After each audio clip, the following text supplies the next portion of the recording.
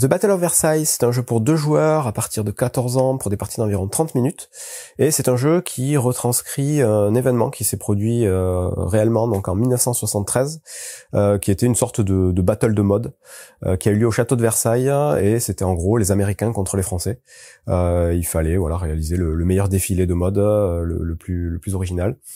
Donc voilà, ça retranscrit parfaitement bien cet événement. Donc c'est un thème qui parlera pas nécessairement à la majorité des gens, mais qui pour le coup est original. Et en tout cas, en termes de mécanique, vous allez voir, le jeu est vraiment chouette. Et surtout, on retrouve bien la thématique du jeu. Donc au niveau de la mise en place, vous allez tout d'abord placer des petites tuiles ici. Donc ces tuiles-là, ce sont les tuiles d'action, et il faut les placer dans un ordre bien précis.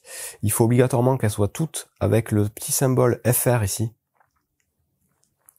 placées donc côté français. Donc les Français, ce sont les cartes rouges, les Américains, les cartes bleues, et vous voyez que sur certaines cartes là, vous avez des lignes, donc les lignes rouges, roses on va dire.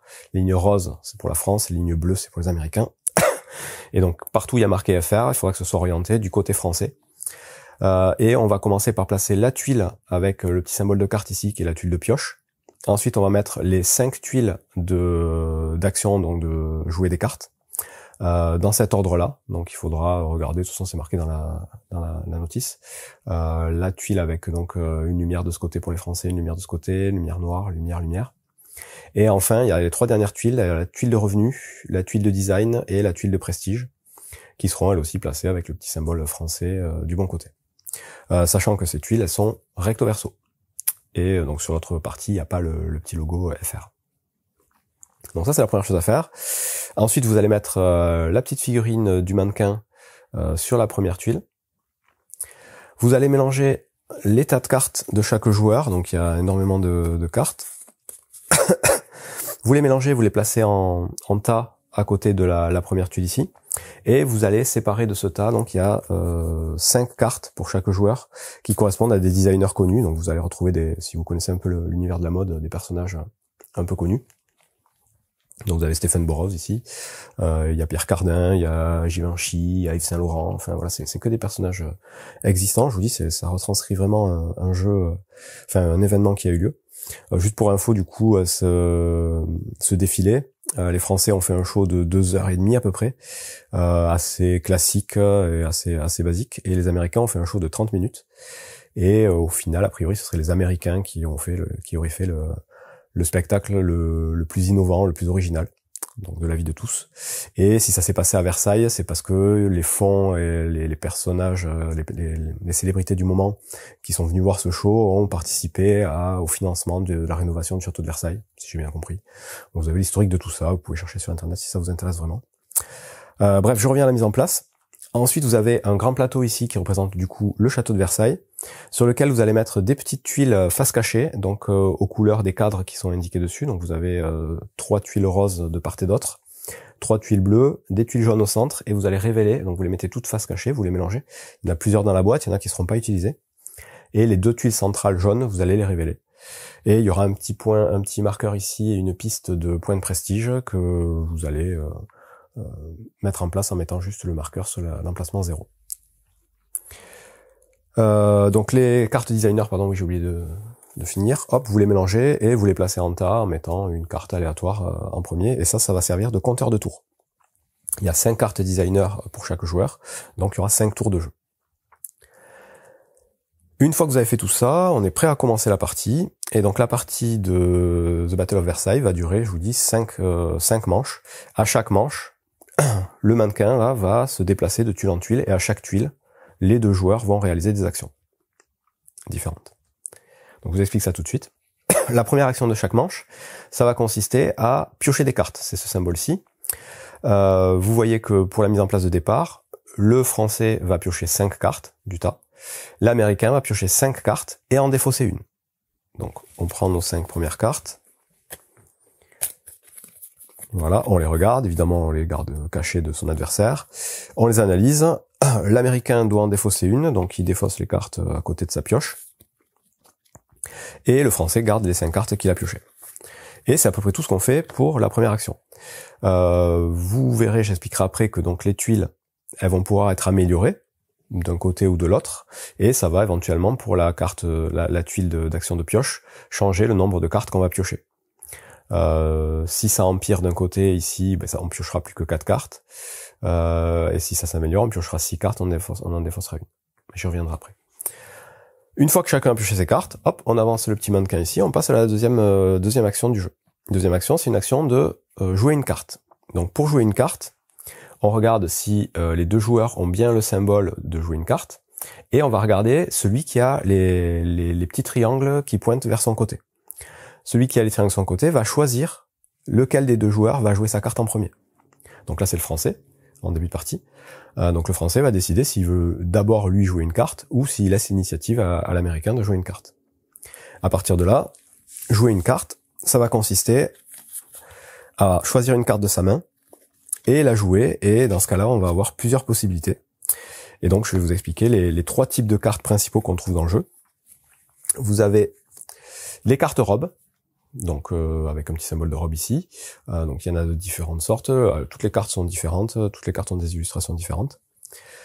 Ces cartes robes, elles ont nécessairement des symboles ici qui correspondent au design de la robe, donc au style de la robe. Donc, il y en a plus ou moins. Vous voyez, celle-ci.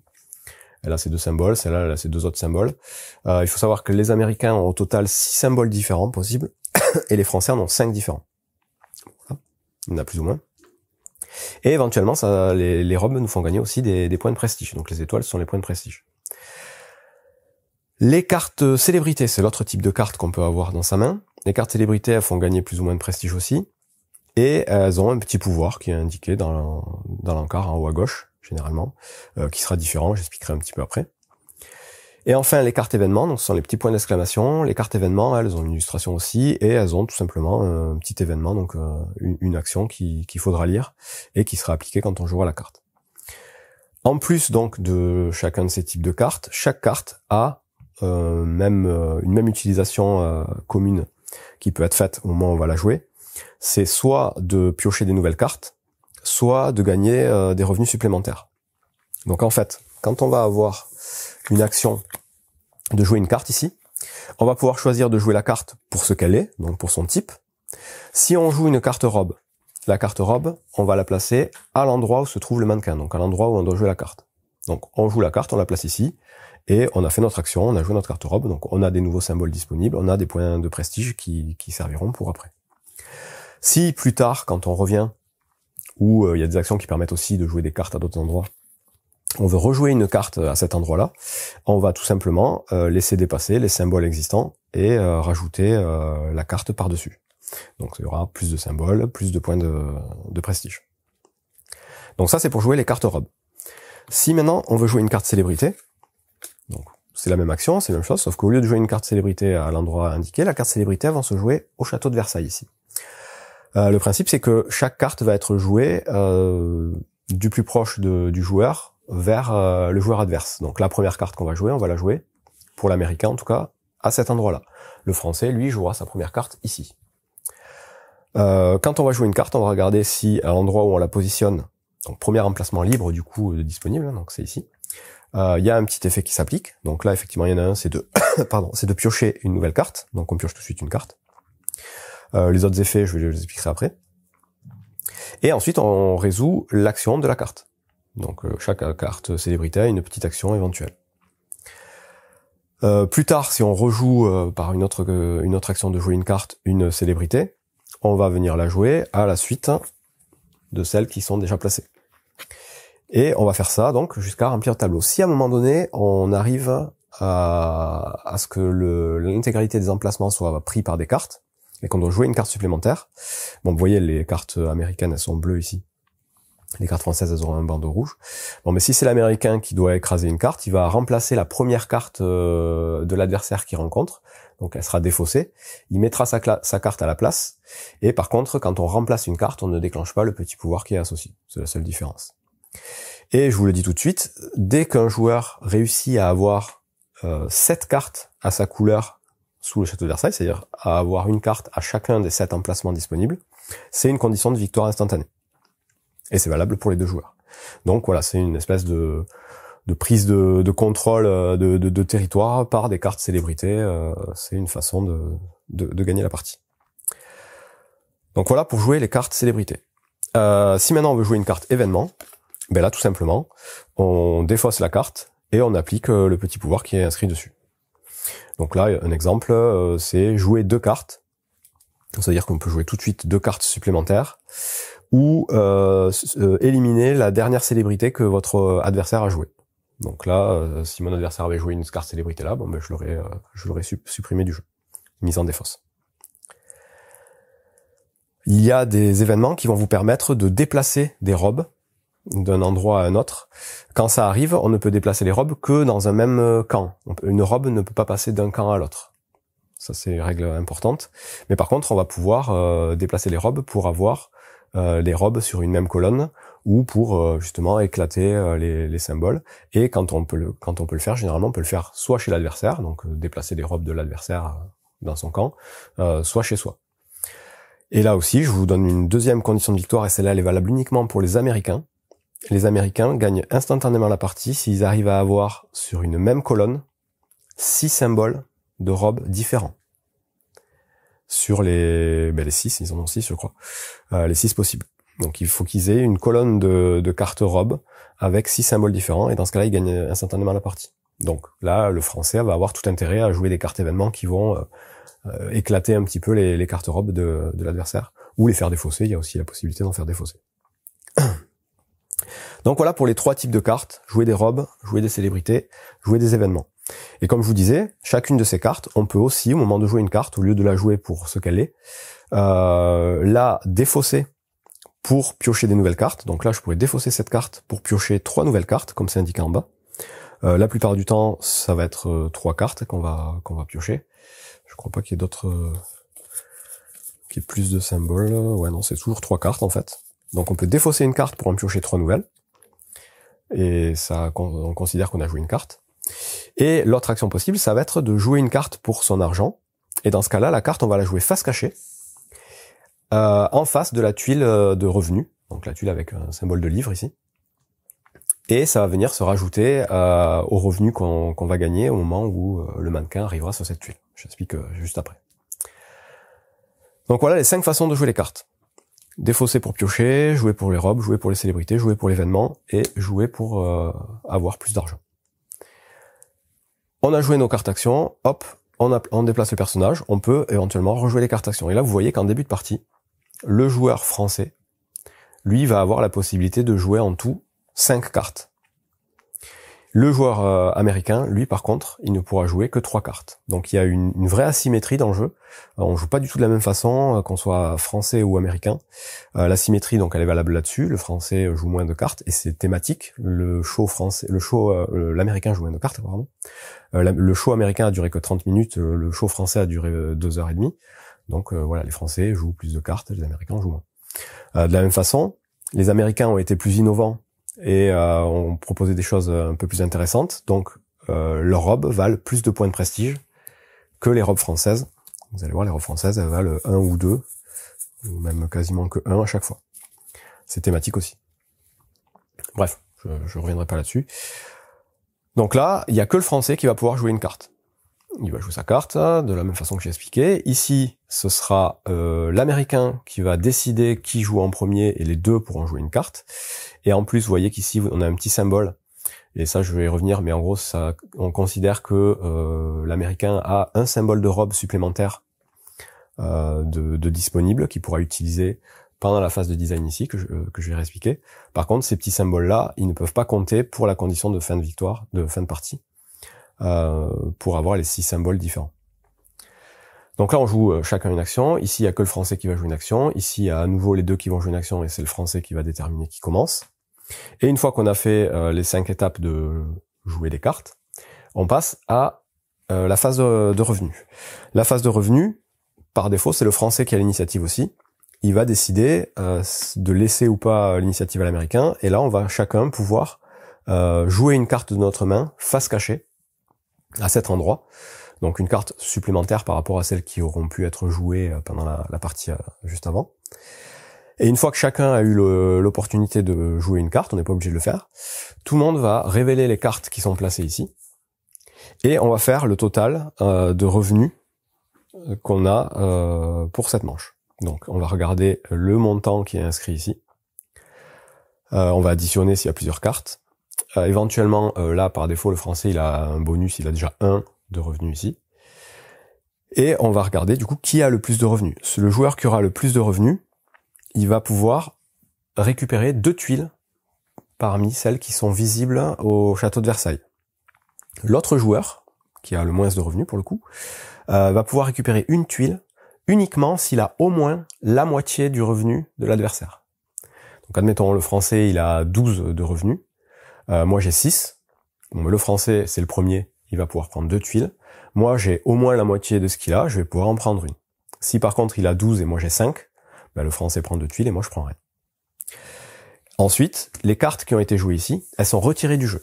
Donc, ce sont les seules cartes, toutes les cartes qu'on va jouer en revenu ici, sont des cartes qui ne reviendront pas, elles seront pas en défausse, et on ne pourra pas les récupérer d'une manière ou d'une autre. Elles seront retirées du jeu définitivement.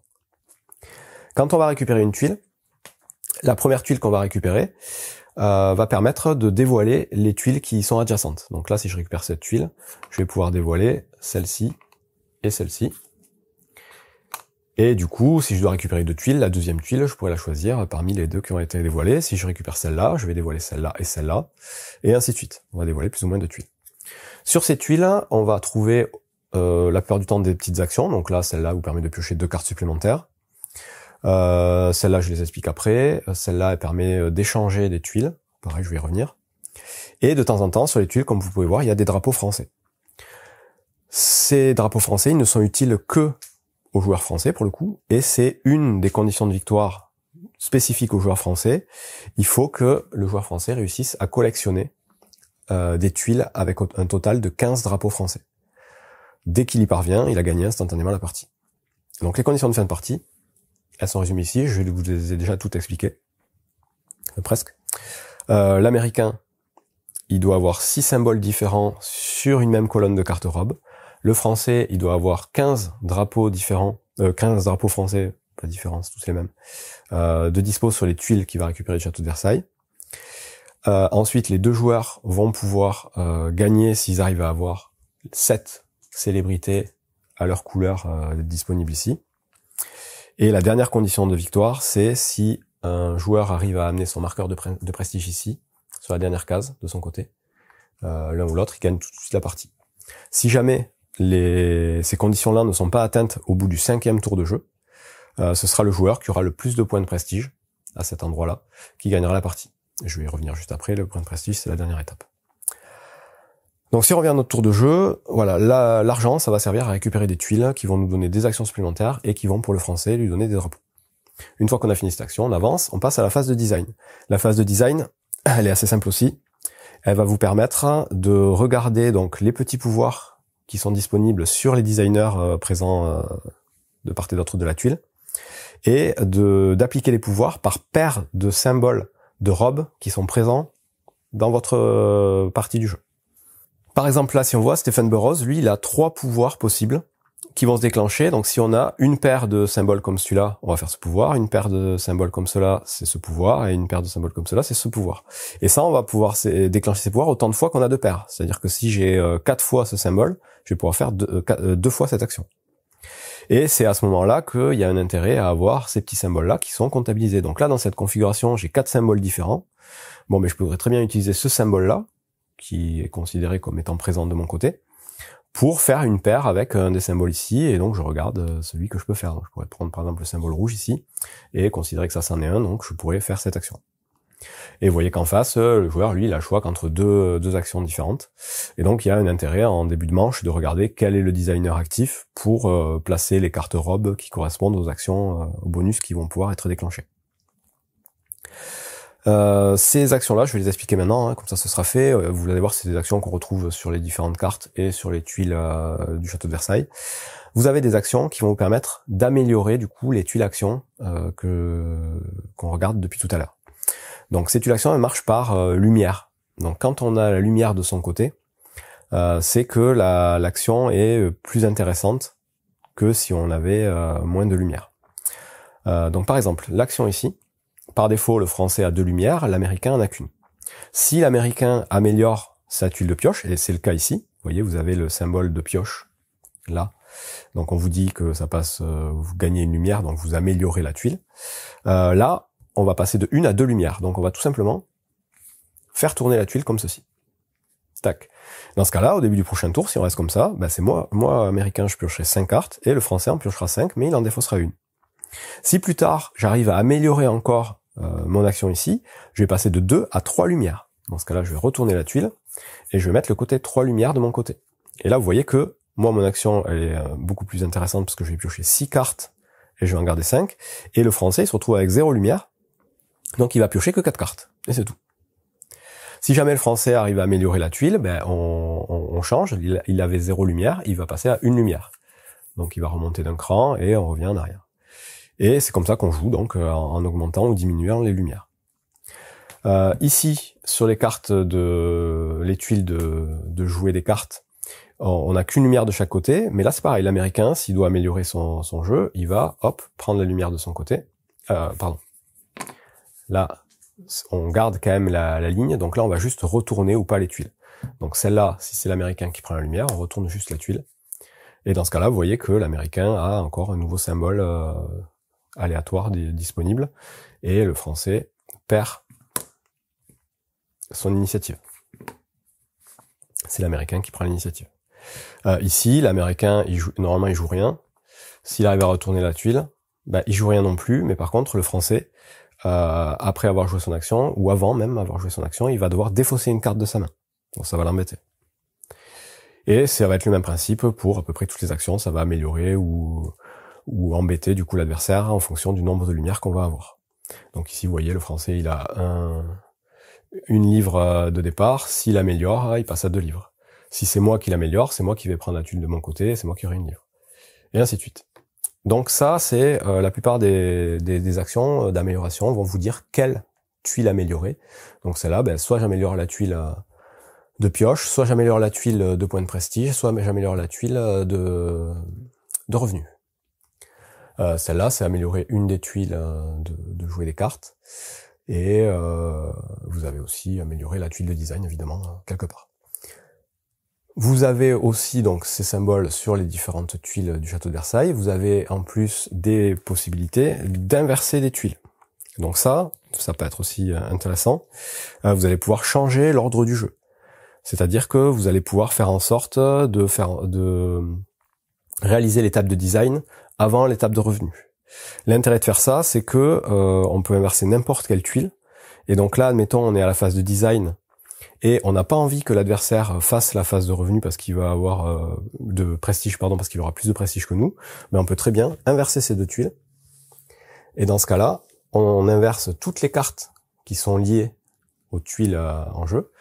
Et on se retrouve avec le mannequin sur la dernière tuile. Et dans ce cas-là, on fera pas l'étape de prestige. On considère qu'elle a été sautée. Et quand on va recommencer un tour de jeu, qu'on recommencera au départ, ben là on fera l'étape de prestige avant l'étape de design. Donc voilà les différents types d'actions qu'on va pouvoir retrouver sur les tuiles ou sur les cartes de design. Une fois que chaque joueur a pu activer ses différents pouvoirs et faire ce qu'il voulait, donc là pareil, il y a une initiative, on choisit qui commence à activer ses pouvoirs. On passe à la dernière tuile, donc si on les a pas échangés évidemment. La dernière tuile, c'est la tuile de prestige. Donc cette tuile-là va consister tout simplement à compter le nombre d'étoiles qu'on a présent de son côté du jeu. Donc là, ce qui va compter, ça va être les étoiles qui sont sur le designer en cours, donc lui il a 0, lui il a 2. Les étoiles qui sont présentes sur toutes les cartes robes qu'on aura jouées devant nous. Les étoiles qu'on aura sur les cartes célébrités qu'on aura jouées.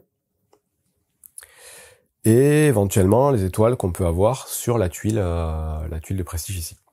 Chaque joueur fait le total, et on va faire la différence entre celui qui a le plus et le moins de points de prestige, et on va avancer le marqueur du côté de celui qui en a le plus. Admettons, j'ai 8 points de prestige, mon adversaire en a 5, ben j'ai plus 3 par rapport à lui, donc j'avance mon marqueur de 3 cases, côté américain. Une autre façon d'avancer sur le prestige, que j'ai pas expliqué, c'est au moment d'améliorer les petites tuiles d'action. Si jamais vous êtes déjà au maximum sur une tuile, c'est-à-dire vous avez la lumière de votre côté, et que vous voulez quand même améliorer cette tuile, vous pouvez le faire, et dans ce cas-là, vous gagnez tout de suite un point de prestige.